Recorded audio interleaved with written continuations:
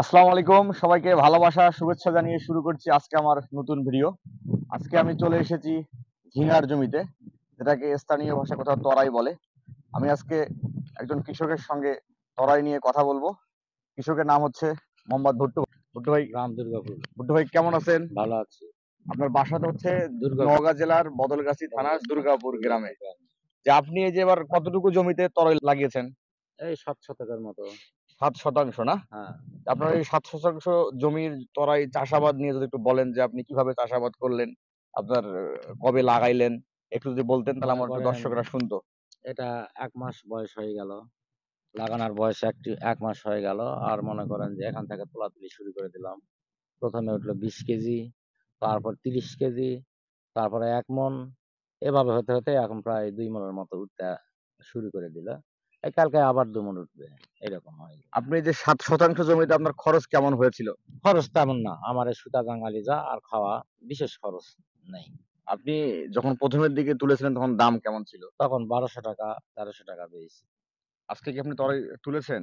কালকে তুলবো। লাস্ট কবে উঠাইছিলেন? সোমবার? কালকে সোমবার তুলেছি, আজকে মঙ্গলবার আবার, কালকে বুধবার আবার তুলতে হবে। সোমবারে কেমন দাম ছিল? দাম ৮০০, ৯০০, 800, ৮০০, 900। ৯০০, ৮০০ যেমন মানে ভিতরে যেমন আগে ঢুকেছে তাই তেমনই পাচ্ছি বাজারে। দর্শক, আপনারা জানলেন যে তরাই উনি হচ্ছে কখনো পেয়েছে 30 কেজি, আবার দাম ছিল আপনার 1200 টাকা, হ্যাঁ, আপনার 1000 টাকা। এখন আপনি লাস্ট কত পেয়েছেন বললেন? ৮০০, 800। ৮০০। আপনার এই তরলটা আরো কতদিন থাকবে?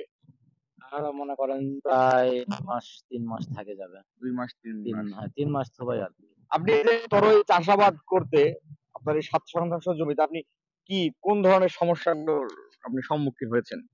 সমস্যা আমি ১ম এই হয়তো ঔষধ ব্যবহার করেছি, তবে কুলান পারিনি। এই যে খরা, অত্যন্ত খরার জন্য এই কুঁড়াগুলা এই যে এভাবে কুঁড়াগুলা মরে গেছে এই জন্য খরার না? জন্য।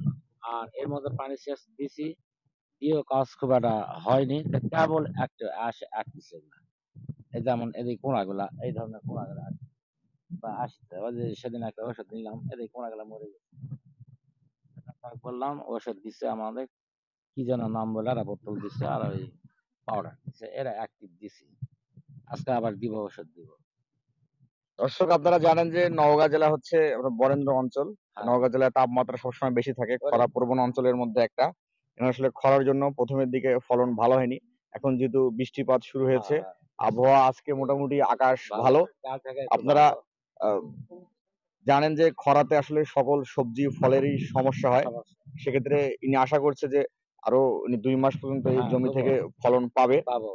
আপনি তরই বা ঝিঙ্গার পাশাপাশি আপনি অন্য কোনো সবজি বা ফসল আপনি চাষাবাদ করেন?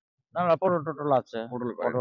ধন্যবাদ ভুট্টু ভাই। ওই যে নিচে এক বিঘা মতো। আপনাকে আমরা একটু বিরক্ত করলাম। আপনার মূল্যবান সময় থেকে আমাদের কিছু আ সময় দিয়েছেন। আপনি ভালো থাকবেন, সুস্থ আচ্ছা, থাকবেন। আচ্ছা। দর্শক, আজকের মতো বিদায় নিচ্ছি।